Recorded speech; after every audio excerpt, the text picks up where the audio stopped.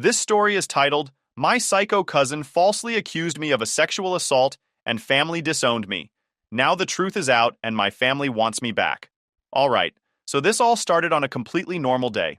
I'd just gotten home from work, grabbed some leftovers, and was settling in to binge a new show. My phone buzzed with a notification, and it was my cousin Megan. Now, Megan and I weren't super close.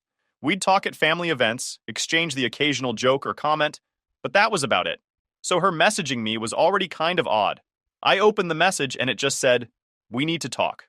No context, no follow-up. Just those 4 words.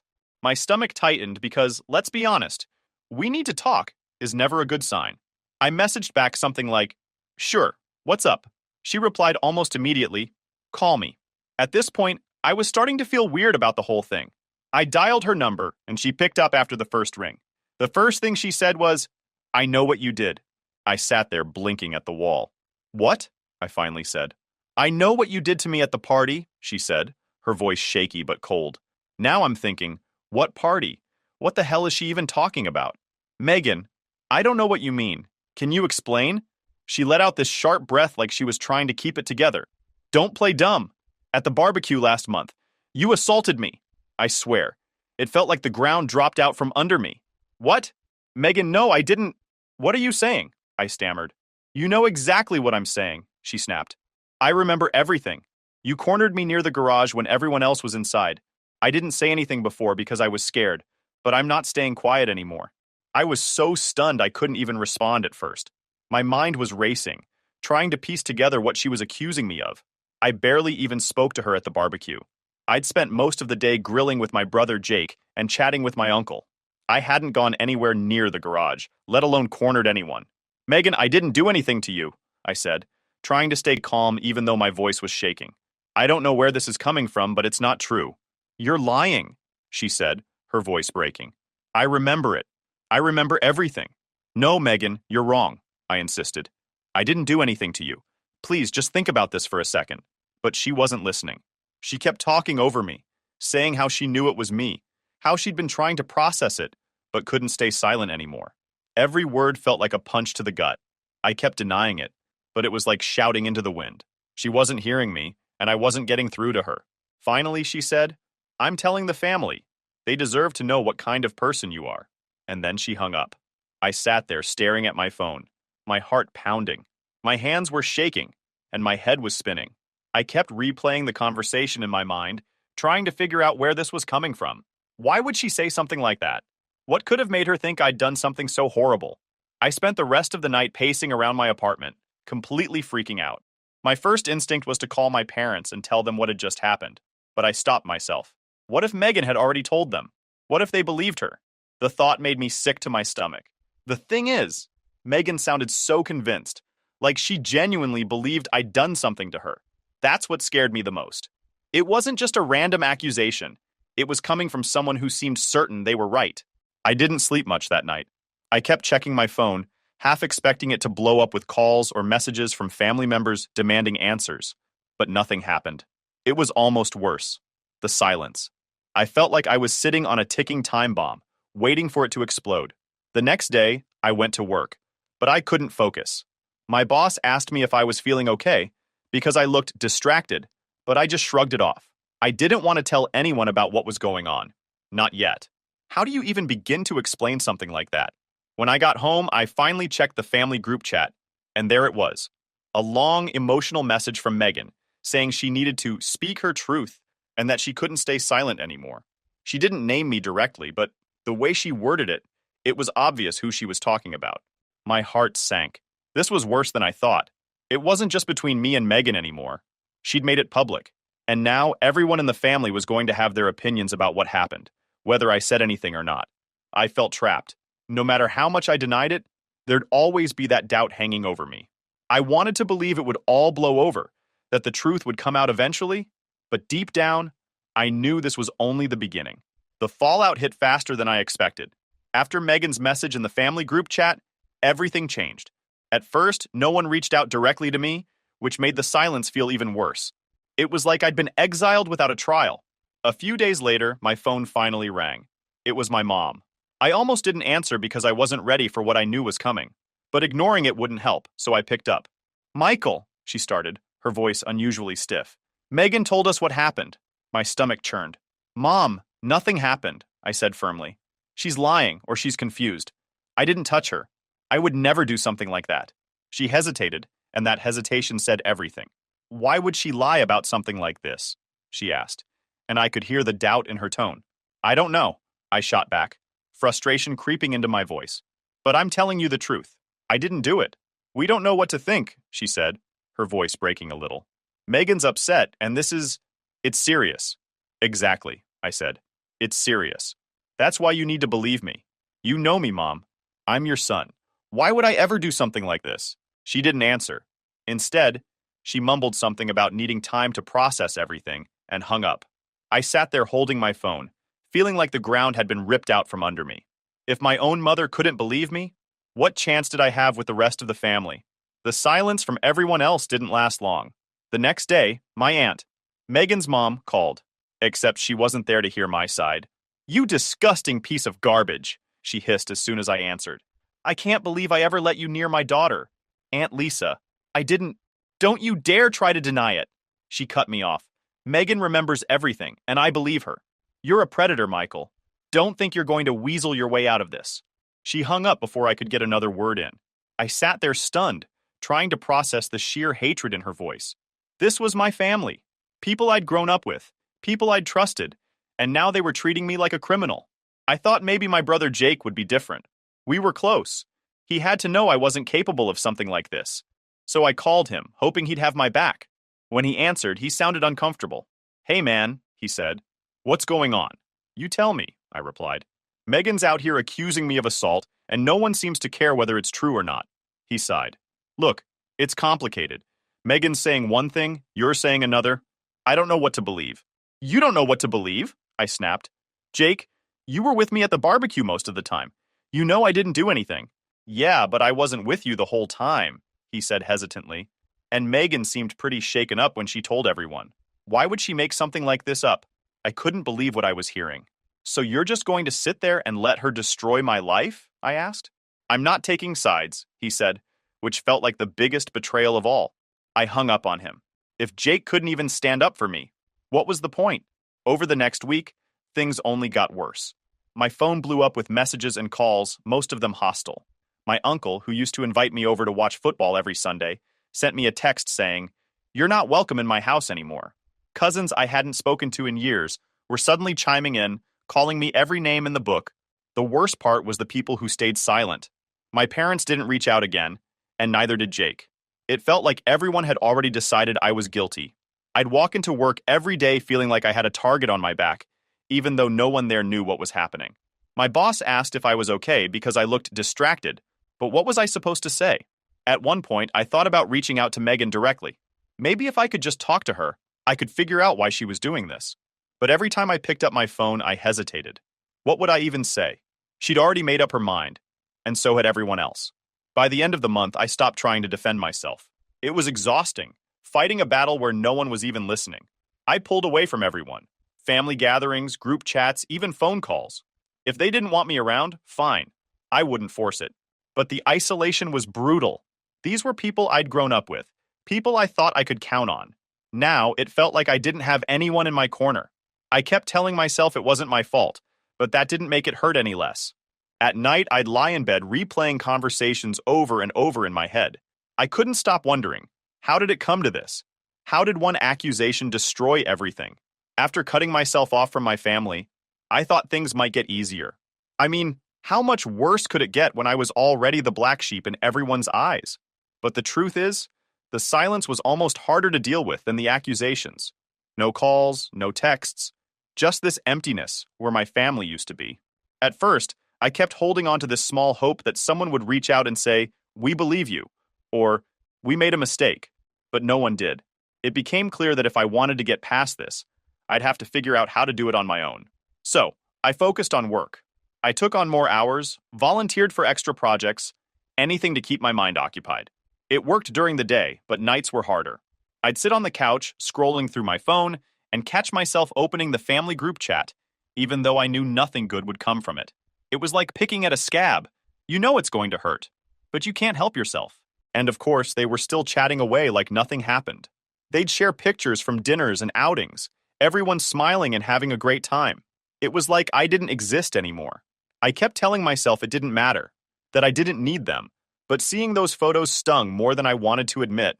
Amy, my girlfriend, was the only person keeping me sane during all this. She never once doubted me, not even for a second. One night, after I spent an hour ranting about how unfair everything was, she sat me down and said, "You can't keep letting this control your life. They've already taken enough from you. Don't give them any more." She was right, of course, but knowing something and doing it are two very different things. I decided to make some changes, starting with my routine. I joined a gym, not because I wanted to get ripped or anything, but because I needed a way to burn off all the frustration I was carrying around. Punching a bag felt a lot better than stewing in my anger, and after a while it even started to clear my head a bit. I also reconnected with some old friends I hadn't seen in years. At first it felt weird reaching out after so much time, but they didn't seem to care. One of them, Ryan, invited me out for a drink, and for the first time in what felt like forever, I laughed. Like, really laughed. It was a reminder that not everyone in my life saw me as the villain. Still, moving on wasn't as easy as I'd hoped. The accusations were always in the back of my mind, like this weight I couldn't shake. I'd replay conversations with Megan, my parents, Jake, and wonder if there was something I could have said or done differently. It was exhausting, and no amount of gym sessions or hangouts with friends could completely erase it. One night, I was scrolling through Instagram when I came across a post from Megan. It was a picture of her with a few other family members at some dinner. My parents were there. Jake was there. Even my aunt and uncle. Everyone was smiling, laughing, looking like they didn't have a care in the world. I sat there staring at the picture, and for the first time, I didn't feel sad. I felt angry. Angry that they were all fine while I was left picking up the pieces. Angry that Megan, the person who started all this, was still being celebrated while I was stuck on the outside. That anger was a wake-up call. I realized that as much as I wanted to move on, I was still letting them control me. Every time I looked at that group chat or scrolled through social media, I was giving them power over my life. So, I decided to stop. I muted the group chat, unfollowed a bunch of family members on social media, and focused on building a life that didn't include them. It wasn't easy. I mean, how do you just turn off years of love and loyalty? But I had to try. Amy and I started making plans for the future, talking about moving to a new city where we could really start fresh. I didn't know if we'd actually go through with it, but just having that conversation felt like progress. I also started journaling, which sounds cheesy, but it helped. Writing down everything I was feeling gave me a way to process it without letting it eat me alive. Slowly but surely, I started to feel like myself again. Moving on wasn't a straight path. Some days I'd feel like I was making progress, and other days I'd feel like I was right back at square one. But I kept reminding myself of what Amy said. They've already taken enough. I wasn't going to let them take any more. It wasn't perfect, but it was a start. And for the first time in a long time, I felt like maybe, just maybe, I could finally leave this whole mess behind me. It had been months since I cut ties with most of my family, and I was starting to feel like I was finally finding my footing again. Life wasn't perfect, but it was steady. Then, one random Tuesday afternoon, I got a notification on my phone, a message request on Facebook. I almost ignored it, assuming it was spam, but when I glanced at the name, my heart skipped a beat. It was Megan. My hands froze for a second. I wasn't sure if I wanted to open it. Part of me thought it was just going to be more nonsense, maybe some guilt-tripping or a half-baked attempt to spin the story further. Curiosity got the better of me, and I opened it. The message was short. Way too short, considering everything that had happened. I need to apologize. I made a mistake, and I'm sorry for everything I put you through. I read it a few times, making sure I wasn't misunderstanding. My first reaction wasn't relief or even happiness. It was anger. That was it? After all the damage she caused, after turning my family against me, this was what she had to say? I didn't reply right away. I showed the message to Amy that night, and her reaction mirrored mine. She thinks a few words can make up for what she did, she said, crossing her arms. She didn't even explain herself. What kind of apology is that? She wasn't wrong. Still, I needed to know more. After sitting on it for a couple of days, I finally responded, "Why now? What changed?" Megan replied almost instantly, "I've been thinking about everything, and I realized I was wrong. I thought it was you because I couldn't remember much from that night, but I've been working through some things, and I realized I made a mistake. I'm sorry for blaming you. Reading that made my blood boil. She thought it was me? That was her excuse for accusing me of something so serious. Something that completely wrecked my relationship with my family? I wanted to scream at her, to make her feel even a fraction of the pain she'd caused me. But I held back. Instead, I replied, "Do you even understand what you've done? I lost my family because of your accusation. People who were supposed to trust me turned their backs on me. You saying sorry doesn't erase all of that." She read it but didn't reply right away. Hours passed, and when she finally did respond, her message was weak. "I know I messed up. I didn't think it would get this bad. I really am sorry." That was it. No real accountability, no acknowledgement of the depth of the damage she'd done. Just a shallow, "I didn't think it would get this bad." I showed her response to Amy, who rolled her eyes so hard I thought they'd get stuck. "She's not sorry for what she did," she said. "She's sorry for how it made her look." She was right. Megan's apology wasn't about making amends. It was about clearing her conscience. She wanted to move on without facing the mess she'd left behind. I decided I wasn't going to let her off the hook that easily. My last message to her was blunt. "I appreciate you admitting you were wrong, but this isn't something I can just forgive and forget.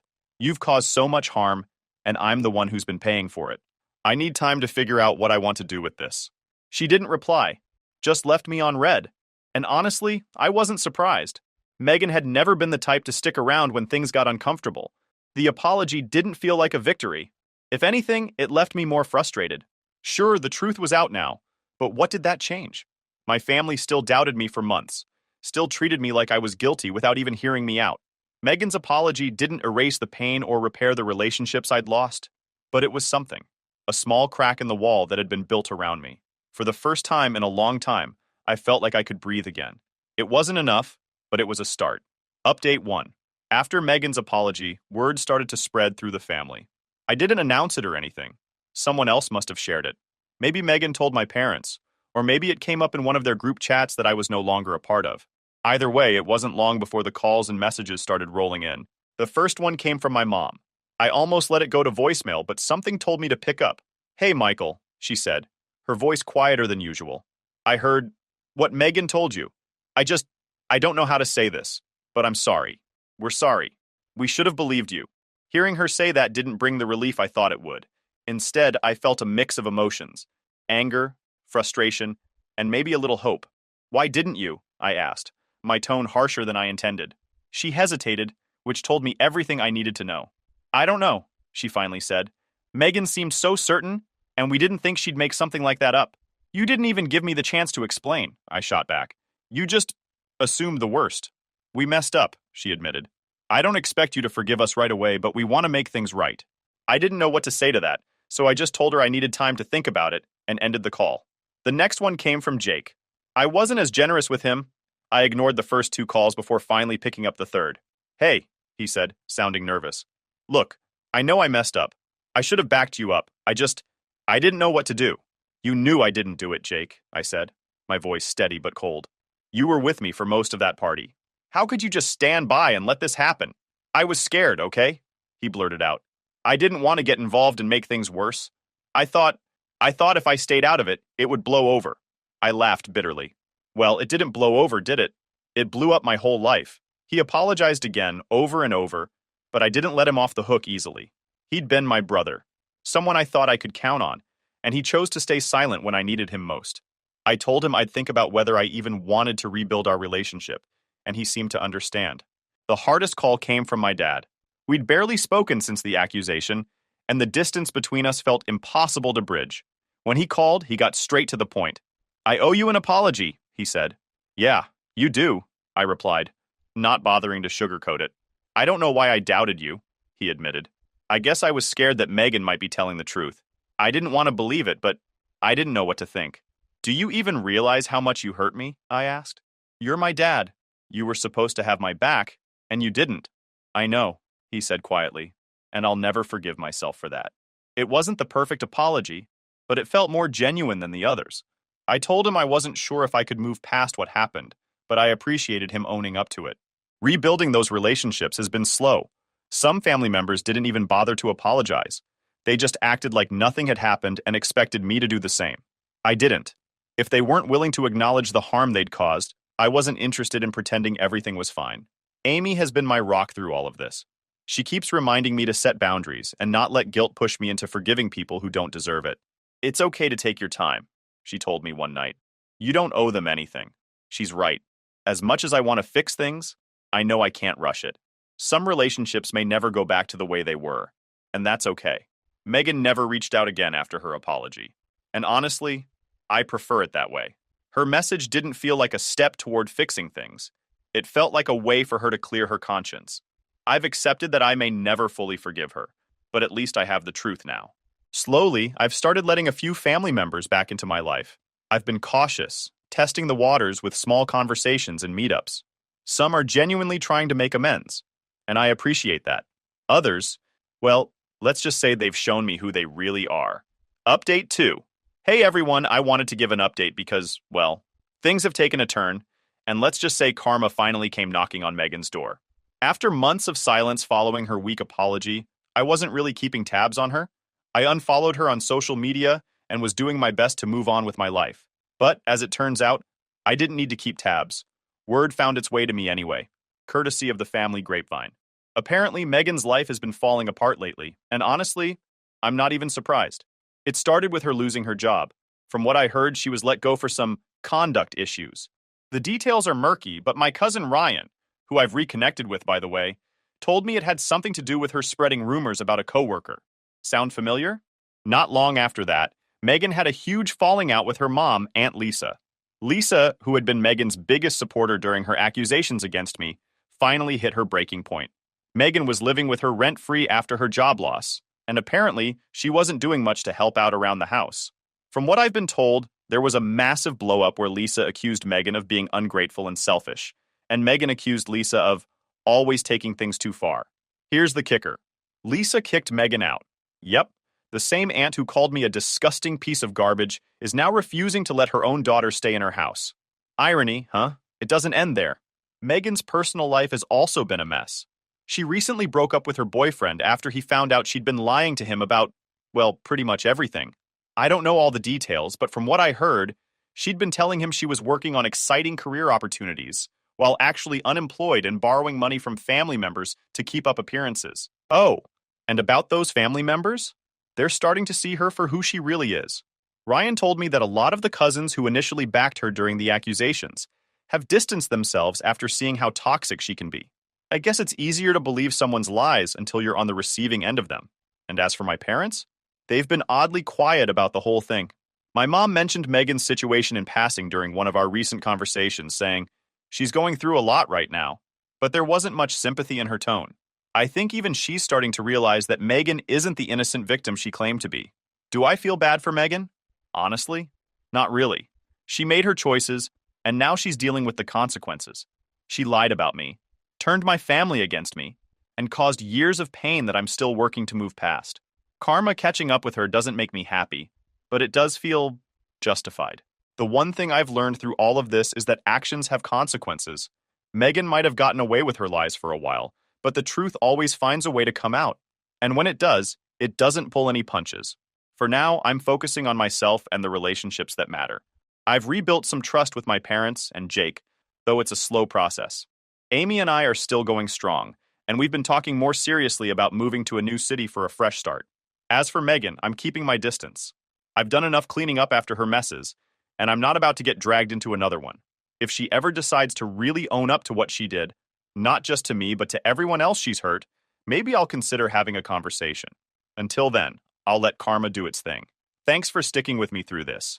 If there's one thing I've learned, it's that you don't need everyone's approval to live a good life. You just need the right people in your corner.